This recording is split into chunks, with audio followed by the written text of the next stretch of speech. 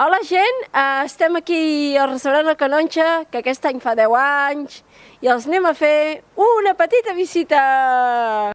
El Canonja va néixer el 2008, de la mà d'en Pans, per crear oportunitats d'inserció laboral i reconeixement social a les persones amb discapacitat intel·lectual. Les persones que treballen aquí han d'estar formades en serveis d'hostaleria i cuina i porten a terme la seva tasca amb professionalitat i entusiasme. El projecte s'ha consolidat com a proposta laboral d'èxit per a persones amb necessitats de suport a la feina.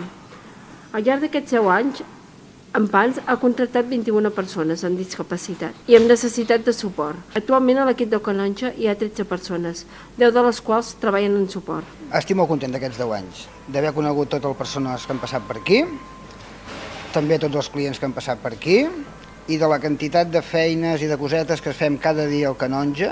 Som bastant una pinya, apretem bastant quan s'ha d'apretar, procurem ajudar-nos, i si alguna vegada hi ha un malentès, procurem que s'arregli ràpid. Bueno, treballar a mi al restaurant Canonja em va semblar que era el meu ofici i que em sentava millor a la meva vida, i que treballar en un puesto com un restaurant, que és el que estava buscant, em va semblar molt bé. Des del 2014 i el que hi faig és atendre el telèfon i per agafar reserves, i després també rento els plats de la cafeteria. És una feina que m'agrada molt i amb els companys també estic molt bé.